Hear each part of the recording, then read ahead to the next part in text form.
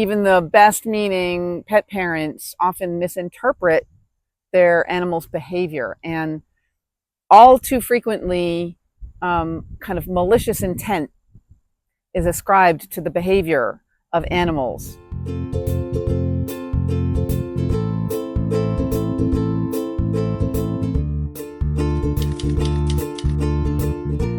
Hey there, devoted dog dads, marvelous mutt moms. I'm Dr. Heather. I'm the holistic vet, and this next in the series, I'm starting to dig into some things that are a little more serious, and that's on purpose. Hey, winter is coming, at least where I live, and that's kind of a more serious time. You know, summer is for having fun. You know, winter is when we kind of have to cut down to the bare bones. So I know you're always trying to do the right thing by your pets, right? And I need to make it clear, I think you know this, but I need to make it crystal clear that they are also always trying to do the right thing. As my friend Rachel has said, horses do not stay up at night conjuring up ways to misbehave. And neither do dogs, except perhaps Oliver, I think, but he doesn't need to stay up at night. It comes naturally to him.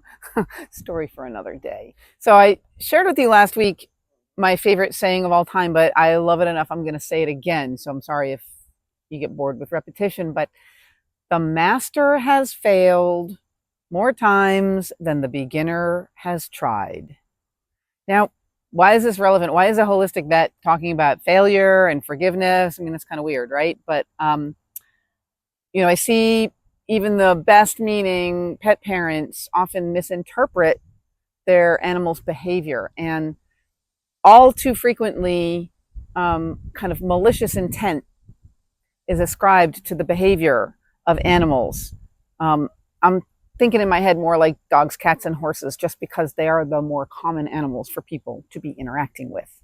And yeah, I don't think that that's something that they do. I don't think they waste a lot of time on thinking about how to misbehave. That takes a lot of energy. And you work so hard to do right by them. Why would they intentionally disagree with you? So when they're not following your cues, it might be, there's a lot of reasons. I think I talked about the environment might be a reason, but like, let's talk about physical discomfort. I mean, it's kind of obvious if you're standing on hot asphalt or really sharp rocks and you tell a dog to lay down, you might not be surprised when they're a bit slow to lay down, because ouch, right? But what if it's not quite as obvious? What if they've got a little like hip pain or knee pain or some other part of their body? And whatever you're asking them to do leans into that uncomfortable part. So they might try to think of something else to do. They might sit kind of funny, and if you're an obedience person, that's a big no-no. Or they might try to just do something else entirely. Like, here, I can't really do that, but how about if I do this, you know?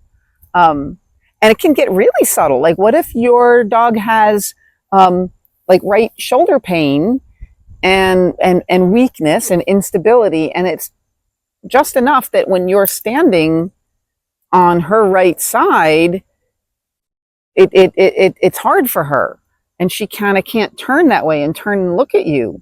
So now she's going to break heel position if you've asked her to heel, not because she's being disobedient, but because she's trying to manage the challenges in her body. So these things I think are really important. Pain, even now in the 21st century, pain is really widely underrecognized in dogs. Do you know that there was a time not so very long ago when people claimed that dogs didn't feel pain at all?